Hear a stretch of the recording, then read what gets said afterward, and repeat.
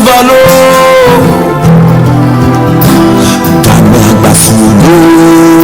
On doit se lever pour la victoire. Menagame Agbasolo.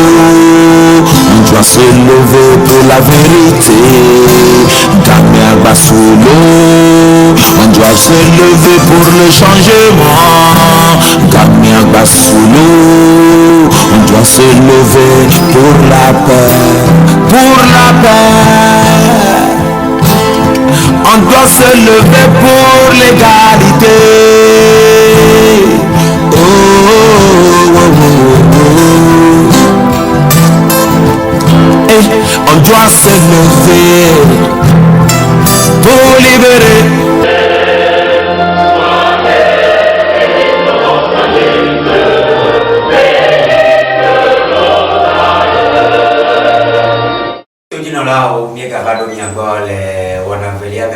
Et que mieux à Pedro Cyril Lukurumba à Pedro Thomas Soupe et que nous comme des amis à l'avenir c'est nous mieux et maintenant à Pedro Cyril Borma mieux 2020 et Togo vieux pata son couvi le pop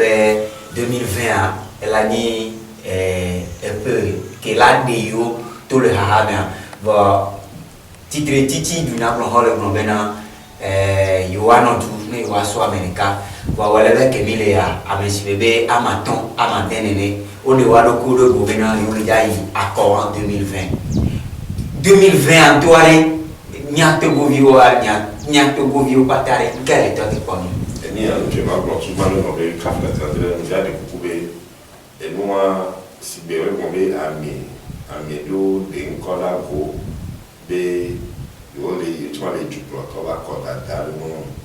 par exemple avec on tourne à lui no be yo les accord no mais yo avec pas 0% ami on a ni dina to ba no sita no na ma pompo ye do avec bento abonso e gaji ton que we un de pe o wa ni dina ko po so no le benti donc il y a des gago quand be du bloc on va accorder moins ni kilo wa 30 kilo on no ka no be de bento on de bento to chaka chaka pe so ni ndo gamina et moi, monsieur, après tout le monde, je crois que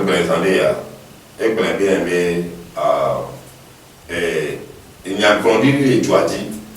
et il y a grandi un écran, et puis après, il faut que week-end les comprendre. Bon, et il y a une classe, si je me fais balo, obé, à Soso, les tatons de Néibé, à faut que ni ko kene obe omo e pekemi to ngbeame yo mo ni ko ni to go vi o subo npo go meli ko me ko me fichier moi ola tro mo ni ko ye ola tro mo ni ko tu me vi o la yo abe mo be ni ko la ho abe ko balé ba awa ko akoda balé dasi do tena beni onere abe to tesco la meña la meña au pays des hommes créés à l'image de Dieu, c'est-à-dire les nouveaux boire. Moi, pour Evana, pour Benare, pour Armonico, nous deux pays boire, préfecture, alors nous la yose, et où tu me dis, Odo, et moi, et non, non, mais à Fokere Dieu, pour la thème, et pas, et doit habituer. A mekene la non et jouer encore les accords de nous mais odo non mekene be odo droit que nous la donc après accord dans la vie wa et so be non muni siga que ni pour le nia bofier on a bien accord dans les caméras bado voilà encore il fait un boya ni info mon bea on a bien machine on les prêt amona ya be lo va pouvoir mener amona va pouvoir maton amona na ici on dit que gaz ma do matin encore la patrojo kaka kola be avec accordé que toro bon ben bola ola mo quoi bien que toro il faut et j'avais pas honte mo et nous nyama nous fiti quoi qui vient ta bois l'ordre et no mo me obi e be wono e cha mo nyanti mi polo chanchan ni mia wo nan ke ni la comedy la na mia si ho donc allez à quoi banane de qui on est et on la trop encore et nous encore wa nyanye nous tombe les blessés que nous bien mais fait le tité parce que droit tena de bien tité à réclamer mais non on a trop recensement na me que on nous amène quoi on droit mais il non on va venir quoi non fichier a dit et on est cas et moi et associo du pas bien associé qu'on a des cours constitutionnels qui n'est donnant à porter d'aller non mais cours constitutionnel on la baie yo la baie et moi et du n'a bon là dialogue yé on a trop cours constitutionnel yé wani et c'est que les pendant cours constitutionnel on a trop bouta de son monti doit les faire garder sous ni nous là nous les tortues mais n'a toi n'a tu les faire ici et bien peut-être Obama blondenare africain vous n'y avez pas arbitral avec n'y sincère mais et tout b et moi b et tout bon b et b dans européen que vous la ni nous que vous la lancer que vous la no donner jotoni en quoi les essais de boubou mais et là dont je me veux dire et une kéminia vous voyez que vous avez qui a fait Obama blondenare allez bien d'abord les lois bien d'abord un police comme ni n'y a des mots dodo qui n'est là do non mais moi mais qui n'est là ton mien dit yé à coquille banaya tu me veux voir tes si wa quoi un quel dire le o la seconde no be na me les femmes sont pour te faire non à me les femmes sont tricot non pour voter na me ado yé me vers le moukan mais milliards les comptes dîner à adopter le voilà pour toi parce que quand on fait compte quoi on vient on voit avant donc allez il y a des tableaux trop il y a des signaux comme il y a sur pour manier tout il y a sur manier tout ni il y a jamais mais qui n'est pas tombé mais tant que nous le voyons il y a bien le tant qui doit tant que le voyons le voyons pas donner étudier vraiment je me nommé on a gagné quoi même à me donner les gens au moins tu n'as pas programme mais quand même sous quoi mais nous va pas loin du coup sans on va tricot sans et quand on couvre sans non pas et bon on a droit de se bonner garder sous les deux vieux parents on a une possibilité bonner à béton ni pas à béton il y a béton à des noms de nous de la sous de la dame soit là si on va le côté et n'a qu'elle les gaz ni les mamans on a tout bouffé moi mais balance on y a le corps pour ça on a laissé des bonner là ça vient le corps quand on couvre quand on tricote non jamais évoqué nous là on est trahi tout et nous on est trahi tout on avait tout ma soeur il y a non béo tu vois peut-être que moi nous souhaitons on peut ça pour nyagblɔdi ko be le doatie la idza de logo epe akpeve kudo blave ame eneke miabe mawo ha me do ɖeka apôtre King Joshua Agbochi edza le pompo so le kudo 2020 be mawo ba me de le ya kplɔ doa ame ale dza nyi pastor de nyagblɔdi wa de eso kudo apôtre King Joshua be nyagblɔdi ke dza le defia ma gblɔ be apôtre King Joshua be nyako be gblɔa Mawu sɔ nukpɔkpɔ di ŋkɔ ne ame sugbɔ ame tsatsa ɖo ebe sɔ nukpɔkpɔ di ŋkɔa sɔna nyagblɔɖi kele nyi nyagblɔɖi le Togoa dzia le nyi eƒe akpe ɖeka alɔfa sieke blaene-vɔ-ade be nyagblɔɖi ke ye profeta wovenu Ghana tɔwo be nyi Ghana dua me be nɔ ye be xɔ nyagblɔɖi akplɔ Togo ŋuti ye mi kpɔe be so eƒe akpe ɖeka alɔfa sieke blaene-vɔ-ade kaka mi sɔ va le fi ke mi le egbea nyagblɔɖi akpoe le to ŋuti na le Togoa dzi sã mi la kpɔ be le Togoa amewo ŋu nya leke be nyagblɔɖi o alo wonye vɔ bɔnu vɔvɔ ɖe nɔ amewo me ne nya ya be gbɔgblɔ wake mi tɔ nya ya gbɔgblɔ le eƒe akpe eve ku wuievea me kaka mi va le eƒe akpe eve ku wuiasieke me egbea ke gbɔ ye ame ɖewo va le tato be yewo tsã yewo xɔ nya ma yewo tsã wogblɔ nya ya leke na yewo tsã wogblɔ Mawu la to ame sia ame dzi la ƒoƒo ne dukɔ vuari ame ɖe gba nɔ afi ɖe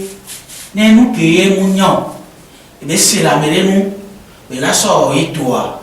mais de plein bawo mim les gars plein bakou de mi avec Togo mi laissé pasteur David Ada et le globé et il y avait dans le fort na singbe bekeye ojie le agua oji fort na singbe wetira meton ebe ngbodo me ojie ke o le ja de tuwa o so fort so va o so yi so daro me ni fort ye o le gboro le keke wan jibe e ye le ja ba do le fort ye ntie pasteur David Ada le globo be ne fort ma ba no asipe aji le 2020 wa e ye le ja do le voa mia no ma o ben kume nya bia nya ma o ye nya ke ma o blona mia e mi na so le dukoa nyawa mi no ma o ben kume mi bia gbe ma o mi tim do e nya ke ma o la blona mia nyi be ma o so ma ma andre so nami ba mo ma andre wa meri amekele yani dukoto le pe ape eveku bla eve amia amia de wa me ameko ma o so nami o mi yo ma o be ni ko ban o blona mi be fo nya singbe et là et changement là-bas et là alternance là-bas les top parti mais avec la donné là il qui fait à quoi et les ni Emmanuel Kodjo a DG si on va société civile mais on les nami les nyabe à Peter Pascal Bojona et yé laï les akpawaji les partis politiques on va pas dire on nami les nyabe à Bobo le fond Jésus le fond et à Bobo le fond ye fable le fun amwa mandre wa ye o sonami o ba mo mandre wa de wa wela no ju yo la do gba do for la na changement alternance là-bas bon fi que for va trito le ni mana changement alternance là-bas wa ne e ho do ale pe ape eveku bla vemea et puis avec vebe bodo mea et la coup tempa e ya mi lesine no mi blonné et mi les blébés on est sévé nous que les aïwan parce que nya blori que les doit dire et y ploto sojo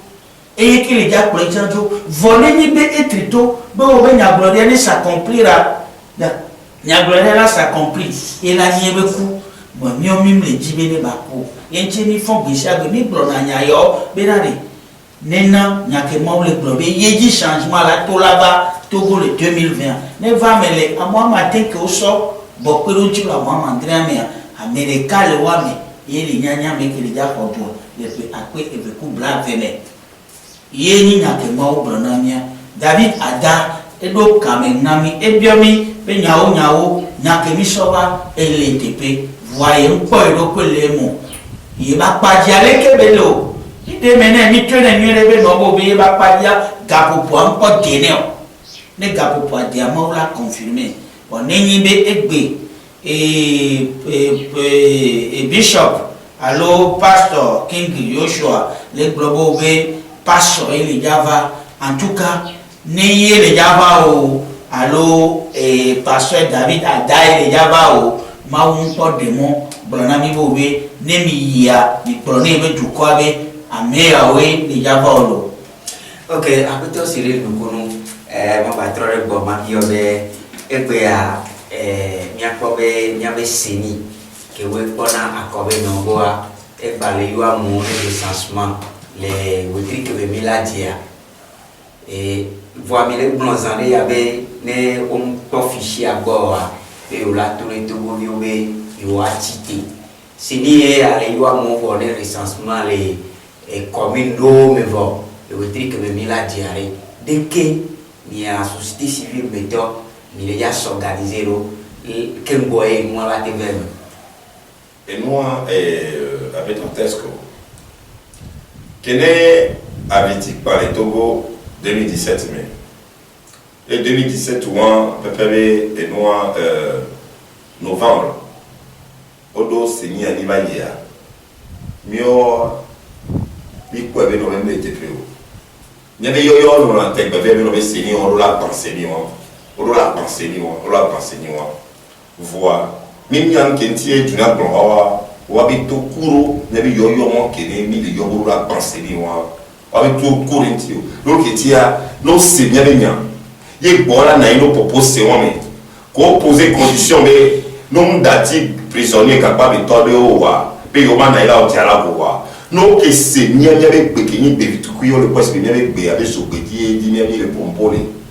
ye be tomber mi no ke se nya be be ye o système non do la penser ni on tam nyo yo ba tiala ko wa no ke penser ni wa et moi cinéma bobo ke mi ba pon UFC va me la bere majo e ko to mi ba ko cinéma mi ma ko cinéma alors cinéma que ni pome o me no me ko se va signer a ko le o ko to mo mi pe to ma na ni if ya kene du grand bloton va prendre des il va trop recomposer signer équitablement on a pas fou mais qui vous la base signer et on a pas bien 20 décembre pour entrer à Dieu donc c'était des filles bon là do signer ni ya bon là pas me que on tane bon là do selio et du bon entrer à no selio mais fou mais toi toi dit de façon collégiale ou pas que voilà toi doit dit pas toi des ondos voir n'ke mi po yo wa ke mi wo ka le nan ke de to no do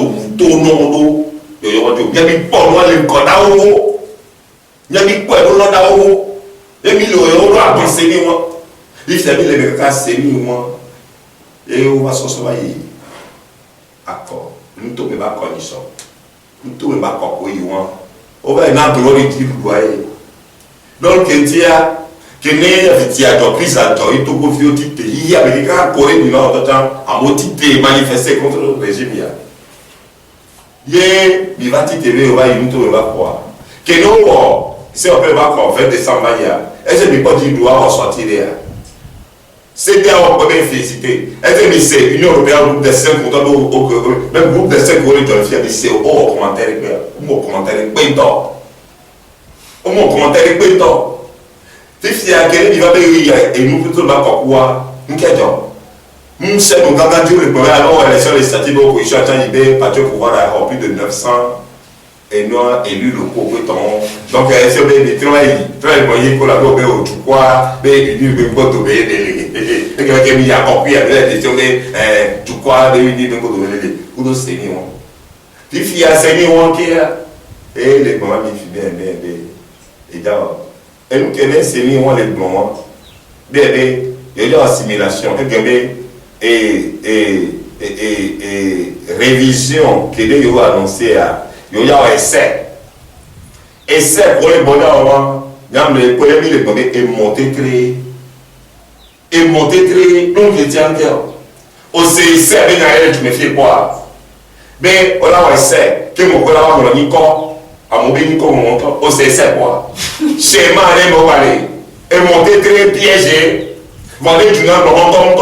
tombe à des pièges, mon mère. Donc, à fond, il y a une date pour exprimer nos bébés. On l'ignore, comme je disais, c'est ma propre complice, nous tournons pour dire du doigt. Et là, c'est pour voir les complices, on me tourne dans l'âge, mais on le fout, on me viole. Donc, il y a des intégrés, on appelle les sous les diplômes, voilà, c'est comme là, pour le véhicule. Et c'est quel variant. Au moins, les visions du travail. On a avec les machines, on les voit. À moi, il y a au Qatar, au moins à Boné. On a une machine à l'heure d'or. Si tu peux avoir un problème, c'est un problème machine à l'heure d'or, on va donner l'eau. Ah oui, et c'est moi. Zone où tu as une opposition, on doit faire de zone où tu as. On a son problème qui a mola tito, là, on y corro. L'équipe nombre là, il dit roman. Nous, on pense qu'il faut un premier dire, nous, pour aider nos officiers. Déjà, pour le Canada, il faut pas nommer. Amo attaquer un d'accord là yo kéké on opposition on ennemi il y a des voix on va pas des voix que les fichiers a dit aller et là donc il y a et nous qui des 5 capitaux le vraiment donc il y a fait les faire mais va avoir les servir les péo on va prendre le recensement yo on va prendre le quoi dans son intégralité il est seigneur on va prendre penser moi même pas les seigneur on va prendre penser moi les le propos les temps parler contre la parler d'ailleurs le propos bien et il y a bien le joie bien oh moi les tortoni mais oh moi les noms mais et tu vas bali du mal tu me dis les sialer et tu vas bali du mal mais le beau il y a le beau le kangala souvent le vieux dit alors les vieux nous ne les voyons on a une encore nous ne les pas les amener en odéon nous ne les pas les amener en odéon donc à n'y attendre n'y a non nous que voilà mon domia sur à nos comités on a mis les quoi c'est ni on la peine et nous pensons ni on la trompe on y quoi à quoi on a trop et moi et on a trop recensement à des fichiers et tout et la nuit nous qui nous la nuit de des jeunes n'a tout pour tout le monde qui tient droit béni bon une fois béni de voir mieux milliardaire tu me dis avec que on va comme dans les vieux voir on doit le d'accord il a dit qu'avec la vie il droit béni mais on peut gagner une couronne officielle yé non et ça va voir voilà pas de caméra sur ton dos là et bien toi voilà la bonne machine de brûler dans OK donc il tient à mon les stratégies à meilleur bon et sous bon attaquer nos viazines nos via va nous que nous dans les à meilleur bon nos via meilleur bon pour mettre zina l'auto na meilleur bon donc c'est non qui nous sont servés les yeux au l'auto mon là même les secondes là na meilleur bon na meilleur donc c'est non il donc c'est il est bébé serre alors bon bébé serre nous qui disent on station des aides vers zina au l'auto bien on a tabou maintenant il y a une seule assiwa nos vieux avec bon pour la somme aussi l'auto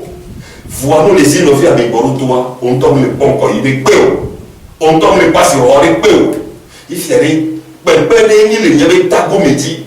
il y a les hémons la bien bien puis maté les niais c'est comme les niais au tchan que la domia dit ne encore des yoa donc il y a que les niais seront avec toi tout le monde soupe mon va trop bon mami obé miabe nyaglondi eji bomba bio nyaso ke nyaglondi ale nyaglondi la ve me ale to go viu to ale wona kele wa wasiula o kembo nyaglondi wa la ve ban kembo ma ba nyama jare ma de kuku gane no be ma ho minti de kaso yi seni be nyaji seni be nyake ye nya no via seni bloba ikaka wonu sandia de cas que nous avons dit c'est ni a dunya bloha parti politique d'opposition ni chana nous mais apa nous me chacha les nabe nous les bien les nianti et ni gan et ni do militant subo et ni be parti wa aleke et ni ko aleke nous les bien les nianti parti politique be vitukwe molo parti politique be gan molo nous ko mi on mi le po le Togo egbe e be to be parti de la be ni parti gan et ya parti vitukwe be ni mais to no be parti vitukwe et du ami no be PNP ni parti vitukwe nous kemi ba Paul Nkogwe PNP démontrer be ni parti vitukwe e tiare a mesia me ne o bleu a moni tasi wa be arrogance o ni tasi wa be ego ni nya de tuya to la ha ke menilia o be seni parti politique do tani ko ro ko jibe yo ni opposition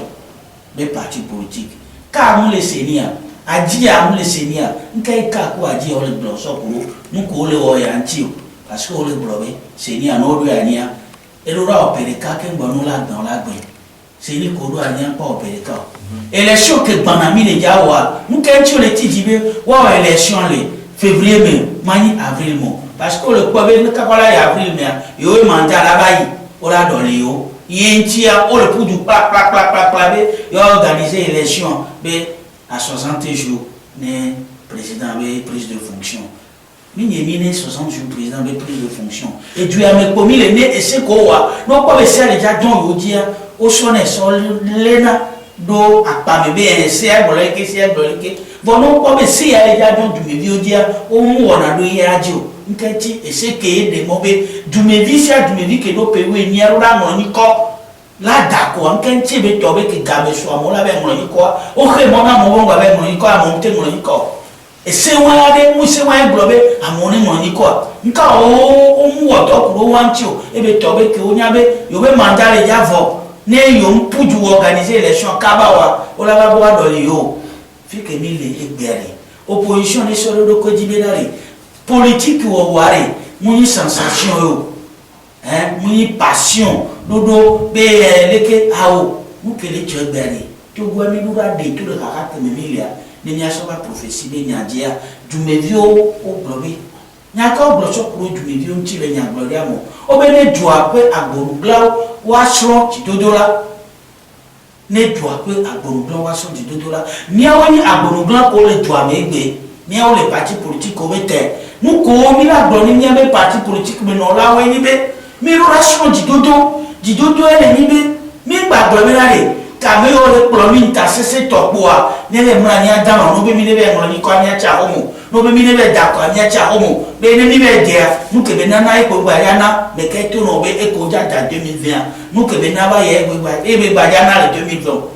ni lo ra cité akoya mesia me lo ra be mo ni ko akoya mesia me lo ra be da ko akoya me de pe gba bro be ne mi be dia nu ke be nyina e ko be gba ja ni o 2020 mu bu be gbana nous qui étions mis le globe diaspora toi ne gamme sous ni comme on ne peut du baba baba mon ni ko ne waju ne gamme sous ba ya d'accord o le baba d'accord parce que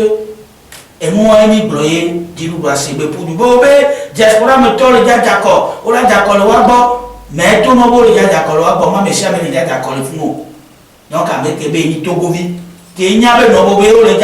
chaka moya ne pour du baba mon ni ko ne gamme sous baba pour du baba d'accord ngba to tebe o ya d'accord le consulat de intia ya mo ni ko le consulat mo nous que le fuma minien changement atena ça e bana godo ti ke mi son di dodorua nuwa e mi badoya donc a dirudua e vavo parce que avec un temps le plodoa e nya be dirudua vavo